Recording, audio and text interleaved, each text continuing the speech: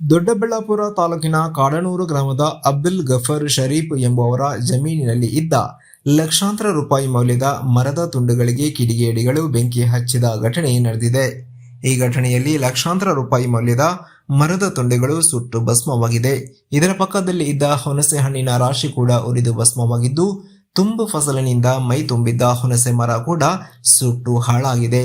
ಈ ಬಗ್ಗೆ ಅಬ್ದುಲ್ ಗಫರ್ ಶರೀಫ್ ಮಾಧ್ಯಮದೊಂದಿಗೆ ಮಾತನಾಡಿ, ನಾನು ಅನೇಕ ಕಾಯಿಲೆಗಳಿಂದ ಅನಾರೋಗ್ಯ ಪೀಡಿತನಾಗಿದ್ದು ಎದ್ದು ಓಡಾಡೋಕೆ ಕೂಡ ಸಾಧ್ಯವಾಗದ ಪರಿಸ್ಥಿತಿಯಲ್ಲಿದ್ದೀನಿ. ಇದನ್ನು ಕಂಡ ಕಿಡಿಗೇಡಿಗಳು ಈ ರೀತಿಯ ಹೀನಕೃತ್ಯ ಮಾಡಿದ್ದಾರೆ. ಸಂಬಂಧಪಟ್ಟ ಇಲಾಖೆಗಳು ಇಂತಹ ಕಿಡಿಗೇಡಿಗಳ ವಿರುದ್ಧ ಸೂಕ್ತ ಕ್ರಮ ತೆಗೆದುಕೊಳ್ಳುವಂತೆ ಮಾಧ್ಯಮದ ಮೂಲಕ ಮನವಿ ಮಾಡ್ತೀನಿ ಮತ್ತು ಸಂಬಂಧಪಟ್ಟ ಇಲಾಖೆಗಳಿಂದ ಪರಿಹಾರ ನೀಡುವಂತೆ ಮನವಿ ಮಾಡಿದ್ದಾರೆ. ವರದಿ ಮಂಜುಸ್ವಾಮಿ ಎಂಎನ್.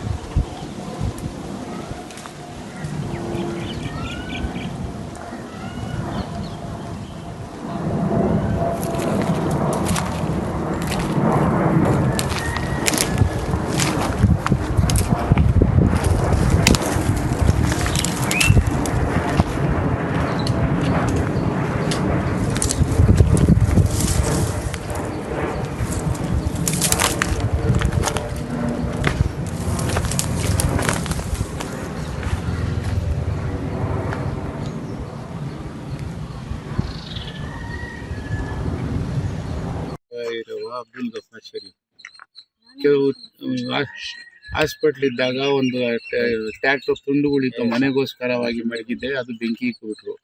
ತಿರ್ಗಾ ಮತ್ತೆ ಇದೇ ಥರ ಬೆಂಕಿ ಇಕ್ತಾ ಇದ್ದಾರೆ. ನಮಗೆ ಭಾಳ ಅಪಾಯ ಇದೆ. ಇದಕ್ಕೆ ನಮಗೆ ಪೊಲೀಸ್ ಇಲಾಖೆಯವರು ಎಲ್ಲ ಇಲಾಖೆಯವರು ನಮಗೆ ಸಹಾಯ ಮಾಡಬೇಕು. ನಮಗೆ ಒಬ್ಬಂಟರು ಜನ, ನಾವು ನಡಿಲಾರ ನಿಶಕ್ತಿ ಆಗಿದ್ದೀನಿ. ಏನು ಆರೋಗ್ಯ ಸರಿ ಇಲ್ವಾ ಅಬ್ದುಲ್ ಅವರೇ? ಇಲ್ಲ, ಆರೋಗ್ಯ ಸರಿ ಇಲ್ಲ, ನಡೆಯೋಕ್ಕಾಗತ್ತಿಲ್ಲ. ಕಾಲುಗಳೆಲ್ಲ ಊತ ಬಂದಿದೆ, ಆಪರೇಷನ್ ಆಗಿ.